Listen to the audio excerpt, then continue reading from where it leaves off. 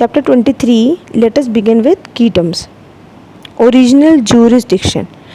Original jurisdiction हमने 3 तरीके की पावर्स पढ़ी थी जो कोर्ट्स के पास रहती हैं, ओरिजिनल, एपेलेट और तीसरा है advisory.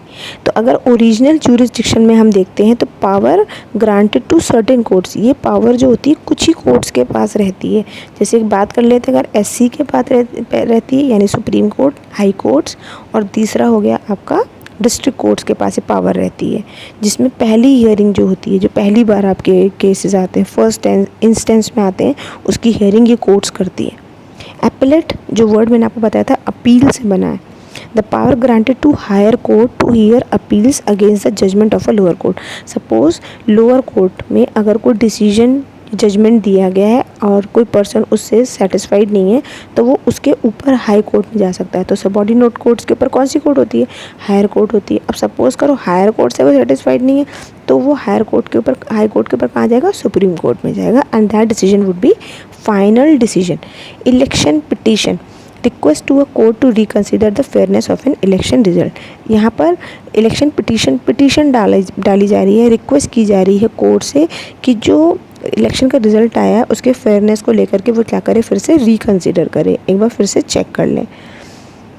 Probate, ऑथेंटिसिएशन of a will की ऑथेंटिसिएशन को लेकर के जब बात हो रही है कि कोई ज़मीन जायदाद के केस होते हैं तो ये अर्बन एरियाज़ की बात हो रही है, विलेज की बात नहीं हो रही है। ये मैंने आपको बताया था कि नॉन एग्रीकल्चर लैंड होगा तो वो आपका किस में आएगा? सिविल केस में आएगा, और अगर एग्रीकल्चरल रहेगा तो वो आपका किस में जाएगा?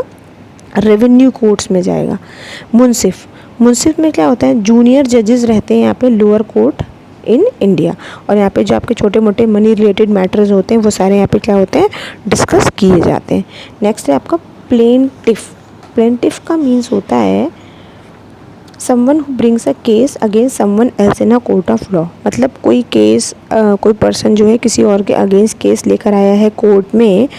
ये हमने पढ़ा था किसमें? सिविल केसेस में की कैटेगरी में वर्ड पढ़ा था। सपोज उसने किसी का उसका कुछ डैमेज किया, कुछ नुकसान किया, तो उसकी कॉम्पनसेशन के लिए वो कोर्ट में केस ला सकता है।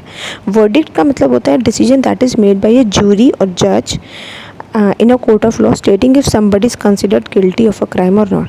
जब कोई पर्सन, जैसे हमने पढ़ा था नीतीश वाले केस में, हमने पढ़ा था कि सपोज कोई ऑलरेडी केस सुना जजमेंट दे चुका है लेकिन वो फिर से क्या कर रहा है, उसने अपील किया था ना, विकास ने हाई कोर्ट में अपील किया था कि जो भी कोर्ट में डिसीजन लिया गया है, जजमेंट सुनाया गया है, उसको एक बार क्या करे, कंसीडर कर लें कि उसने क्राइम किया है या नहीं किया है। अच्छा, अक्यूज्ड कौन होता है? यहाँ पे अगर अक्यूज देखें तो a person who is tried bye a court for any crime. जब कोई कोर्ट किसी पर्सन को ट्रायल पे लेती है, क्योंकि उसने मे बी कोई क्राइम किया है, तो उसको हम कहते हैं accused. Litigation, a legal proceeding in a court to determine and enforce legal right. Litigation का मतलब ये होता है एक ऐसा प्रोसेस जहाँ पे लीगल एक्शन लिया जा रहा है, the process of taking legal action. Pro bono का मतलब होता है work undertaken for a client with A low income. Suppose किसी का हमने वर्क लिया है लेकिन लो इनकम में लिया है, स्पेशली हम लीगल वर्क में हम बात कर रहे हैं, तो उसको हम कहते हैं pro bono. Now let us see, fill in the blanks. The number of जजेस in the Supreme Court of India is 33. A judge of the Supreme Court can remain in his or her office up to the age of 65 years. तो supreme court में जो जज की as रहती है retirement की, वो 65 ईयर्स के बाद रहती है। The highest civil court of district is the court of the district जज। जो हाइएस्ट सिविल कोर्ट रहती है डिस्ट्रिक्ट के अंदर, वो उसमें कौन रहते हैं? डिस्ट्रिक्ट जज रहते हैं। जो हाइएस्ट डेजिग्नेशन है उसकी बात हो रही है। Court of the collector is the highest dash court in a district. जो कलेक्शन करते हैं रेवेन्यू का, तो वो सबसे हाईएस्ट क्या हो जाती है? Court of the collector is the highest, तो उसमें हो गया रेवेन्यू कोर्ट हो गया आपका डिस्ट्रिक्ट में। लास्ट क्वेश्चन है आपका, authentication of a will is called dash. तो जहाँ पर विल की बात आती है तो उसको हम कहते हैं probate. State whether the following statements are true or false. Number 1, disputes involving the violation of fundamental rights come under the appellate jurisdiction of the Supreme Court of India.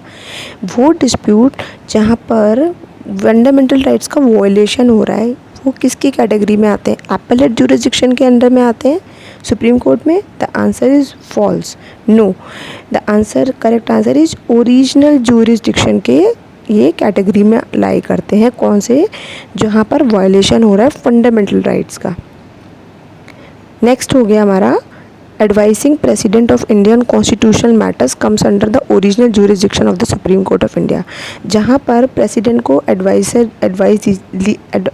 लेता है कॉन्स्टिट्यूशनल मैटर्स पर, तो ये original jurisdiction के category में आते हैं supreme court में। आंसर इज़ फॉल्स, ये एडवाइसरी, क्योंकि वो एडवाइस ले रहे हैं तो ये एडवाइसरी ज्यूरिसडिक्शन की कैटेगरी में आते हैं।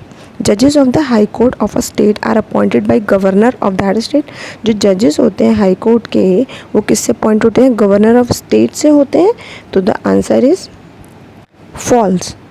प्रेसिडेंट से होते हैं, प्रेसिडेंट कंसल्टेशन लेते हैं और साथ में chief justice of Supreme Court का भी क्या रहता है? रोल रहता है इसमें।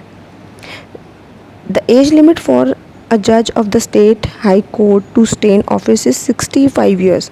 देखो ये हाई कोर्ट है और हमने पढ़ा था सुप्रीम कोर्ट के केस में 65 ईयर्स, तो आंसर इज़ फॉल्स। तो इसका करेक्शन हो गया कि हाई कोर्ट में 62 ईयर्स की एज तक जो एज लिमिट है वो रहती है जज के लिए और उसके बाद उनका रिटायरमेंट हो जाता है। The highest district court to try criminal cases is that of district जज। जो हाईएस्ट डिस्ट्रिक्ट कोर्ट रहती है वो क्रिमिनल केसेस में क्या करती हैं? जो ट्राई करते हैं वो डिस्ट्रिक्ट जज होते हैं। तो आंसर इज़ रॉन्ग, डिस्ट्रिक्ट जज होते हैं सिविल केसेस में, लेकिन अगर आपके क्रिमिनल केसेस हैं तो वही डिस्ट्रिक्ट जज क्या बन जाते हैं? सेशंस जज बन जाते हैं। तो इसका भी आंसर हो गया आपका फॉल्स। तो यानी इस चैप्टर में आपके सारे फॉल्स हैं, there is none of true. Answer the following questions in brief. What is judiciary? Judiciary is that organ of the government which administers justice and awards punishment to those who break the laws. Judiciary एक वो organ है government का जो justice करती है किसको? जो administer करती है जस्टिस को और अवॉर्ड करती है पनिशमेंट जो लॉज को ब्रेक करते हैं। Question 2, which is the highest court in India? Where is it situated? The answer is the highest court in India is the Supreme Court. It is located in New Delhi. Define the term jurisdiction of a court. Jurisdiction का मतलब again बता देती हूँ, power of a court. तो इस terms में क्या समझ में आता है? It is defined as the domain of responsibility of a legal body की कितनी रिस्पॉन्सिबिलिटी है उस लीगल बॉडी की, over which it has the authority to make legal decision, जिसके ऊपर उसको लीगल डिसीजन लेते हैं, कितनी पावर है उसके पास। तो ज्यूरिसडिक्शन ऑफ अ कोर्ट यानी कि power of a court, authority of a court. Mention the 3 types of subordinate courts in a district. तो 3 तरीके की आपको सबऑर्डिनेट कोर्ट्स बतानी है डिस्ट्रिक्ट के अंदर। तो फर्स्ट होगी civil courts, the criminal courts और the revenue courts. Name the highest civil and criminal courts in a district. आपको हाईएस्ट सिविल और क्रिमिनल कोर्ट्स बताने हैं डिस्ट्रिक्ट में। तो जो हाईएस्ट सिविल और क्रिमिनल कोर्ट्स रहती हैं डिस्ट्रिक्ट में आर दोज ऑफ डिस्ट्रिक्ट जज। वो डिस्ट्रिक्ट जज होते हैं और दूसरे सेशंस जज होते हैं रेस्पेक्टिवली। मैंने आपको समझाया था कि सिविल कोर्ट में जो डिस्ट्रिक्ट जज रहते हैं जो मैटर्स को सारा क्या करते हैं? हियरिंग करते हैं। और यही जज जब क्रिमिनल मैटर्स की हियरिंग करते हैं तो ये सेशंस जज कहलाते हैं। Answer the following questions in detail. ये आपको अपने आप पढ़ने हैं बेटा, कोई प्रॉब्लम है तो यू कैन आस्क मी।